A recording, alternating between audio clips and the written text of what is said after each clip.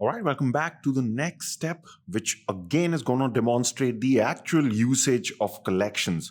So there's a process called culling, which just means that, let's say if you've done like a big shoot, like the example shoot that we are seeing, and then the next step usually is that a lot of times all the photos that you've taken in a particular shoot may not be good, right? Sometimes even a lot of times, as funny as it may sound, you may even leave the lens cap on, right? Everyone does that. Or sometimes, the camera just fires or your subject's eyes were closed and all these things can go wrong. So culling usually just means that you're selecting the best photographs out of the entire shoot, which are going to be edited. Okay, because obviously you don't want to edit all the photographs. And here you're going to be seeing how collections can make this whole process really, really organized. So let's go into Lightroom and let's see how this is done. Right, so we are back inside Lightroom. Right now I am in the folders tab. We're just going to go over to that particular shoot that we did that was under portraits here. So you'll find that under Sneha shoot, and these were the photographs that we had here, right? So that's okay. We've just used folders just to navigate to these particular photographs, okay, this particular shoot. But now collections will take over because we have to start the culling process. So how do you do that? So first of all, what we're going to do is we're actually not going to start this process from the folder, because remember, we don't do anything in the folder. So even though we've just used folders to navigate, we first have to form a collection. So what we're going to do is something similar to what we did before. The first one here, just click on it, it'll get highlighted, and then you can hold down Shift and select all the photographs, okay? And simply go over to collections, this plus icon here, and we're just going to create a collection called Sneha Shoot, okay? And right now, don't worry about anything else. We're just going to create this, and if we can just close our this whole folders thing that is going on. We are just now bothered with collections, okay? So you can see here we've got this collection which says Sneha Shoot. So let's say this was the animals collection we created, and this is the Sneha Shoot collection. Now we'll start the process of culling. So what we're going to do here is we're just going to double click on that first image so that this opens up. And you may not notice it, but right now, okay, there was just a little bit of lag before it kind of gave us this big looking preview. Remember, when we were importing, I told you that either you can wait at this moment, or remember during the import process, we had that preview building option where it said you just want to build minimal previews, or do you just want to build standard previews? This is like a standard preview, like a bigger preview. In that case, the importing process would have taken more time. So we had selected minimal, but then think of it like this. We are facing that just a tiny bit of lag right now. So if I was to like move to the next image like this, okay, there's just going to be just a bit of lag. I mean, it's not even noticeable that much, but if you have a lot of photos and you've just built minimal previews, sometimes it can take a bit of time. So that's the advantage of having standard previews, that if you were to have, let's say, 400 photographs and you're quickly just seeing which ones look good, that preview building doesn't take time if you'd already built standard previews or even the bigger previews. But with minimal previews, sometimes you can face that particular issue, okay? But we're going to start with number one here. So that's just like a bonus tip that I wanted to give you so that you understand what those previews do, okay? So first of all, how do we now tell Lightroom that, yeah, you know what, I like this image, so this is something I would like to edit? Now, there are a lot of ways to do this. You can give it a star rating from here. But what I like to do just in this initial first part of culling, because right now it's kind of the rough selection that we're doing, I just like to press the key on my keyboard, which is P, and that stands for pick. Okay, so just see, let's say I like this first image in this shoot. So what I'm going to do is I hit P. And can you see that it says flag as pick? That means you're just telling Lightroom, yeah, later on, because we have flagged it as a pick, we'll be able to filter all these photographs so that Lightroom only shows us those which we have pressed P on, or we have picked, okay? So just got to press P. So let's say we've selected this one, and then we're going to the next one. And then for some reason I say, you know what, no, obviously this is a sample shoot, but when you actually do a real shoot, there are going to be a couple of images which are not good, right? All those scenarios that I mentioned before. So in this shoot, I'm just kind of assuming that, okay, maybe, yeah, this shot is not good, okay, even though it actually is good, but we're going to skip this. So we go to the next one, and here I say, you know what, there's too many hard shadows here, like too much of sunlight. It's not soft lighting, doesn't look good, so I'm going to ignore this. Then I go to this one, and yeah, I say I like this, so I just press P. So we've got like the second pick, right? So you get the process. Again, you can see here, right, we got those hard shadows on the face, not looking good. Too much stray hair, not looking good. Then I say, yeah, this is good, so we press P. Okay, so let's say we press P again. And this should kind of keep going through. So we've had a similar shot like this. Maybe I can ignore it. This looks good, so we're going to press P. And yeah, this kind of doesn't look good. Eyes closed. This is good, so we're going to press P. And maybe let's just do one more, the last one. Okay, so let's say now we have around 6 to 7 images that we have picked. So first of all, if we just go back to this, anytime you just want to go back to the thumbnail grid view, you can just hit this, okay? So now we know that, yeah, there's certain images. Can you see now they have this flag? That means we have done our rough selects, made our rough selects. But we only want now Lightroom to just show us these. Okay, so how can we now filter these? So what we can do now here is we can use this top bar here, which says, this is all about filters and a lot of other stuff, but we're going to use it for filtering. So if you see this option, which says filters off, what I can do is if I just hit this, and remember, by the way, we are still in our collections, okay? Everything is happening in collections. So right now we can see we've got a couple of options under this filters menu, and we can see here, if I just select this option that says flagged, just see.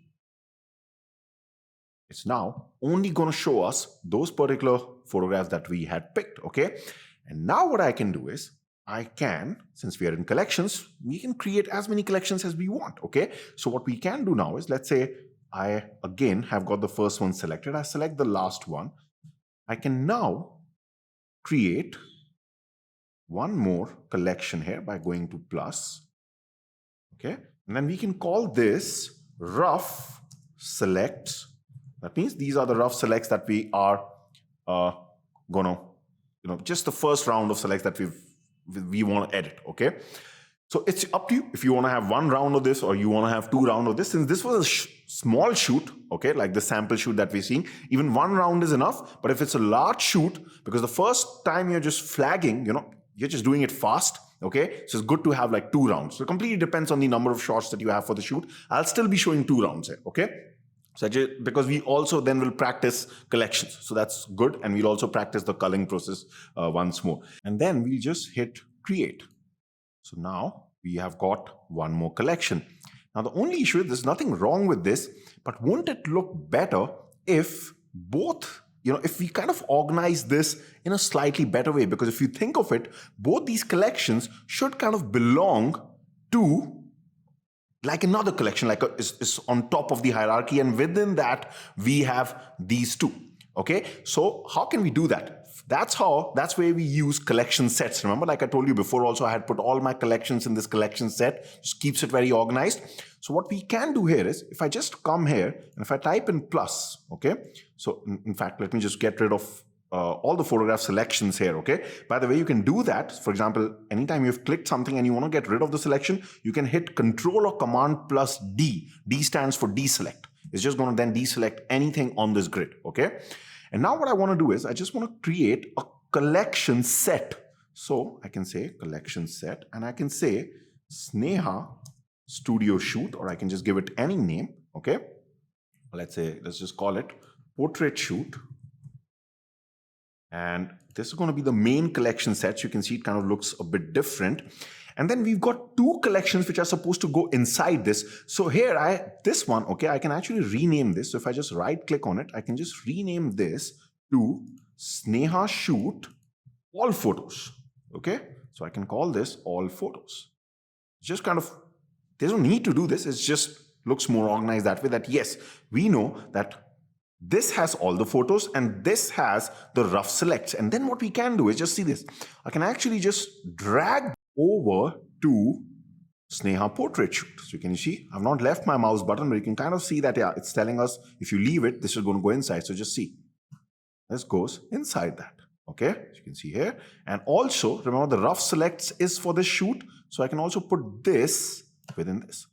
Now again, there's no need to do this because like I said, with collections, you can be very liberal, but just showing you how you can be a bit more organized. So now that if I close this selection, it doesn't take up too much space. And now we are very organized that, okay, we know what this has all the collections inside it, which relate to Sneha shoot. And if we open this, yeah, we know, okay, listen, right now I feel like just having a look at all the shots. Maybe Sneha is actually sitting next to me and I don't want to first show her the rough selects. Maybe I'm just want to show her all the shots. So I know that, yeah, this collection, all photos has all the shots.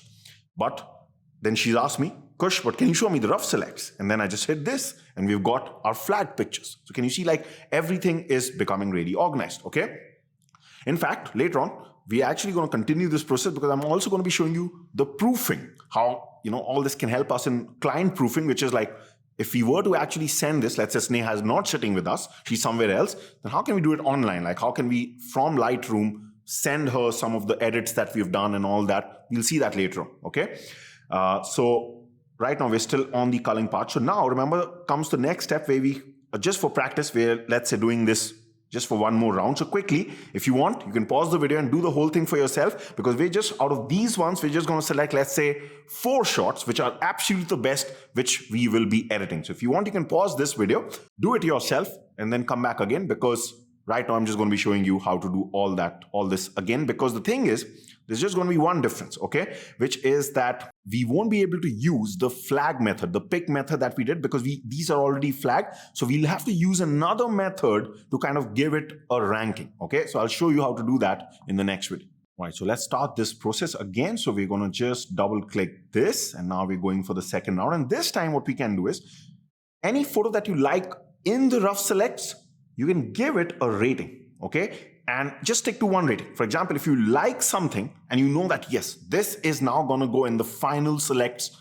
collection, which means it's going to get edited, okay?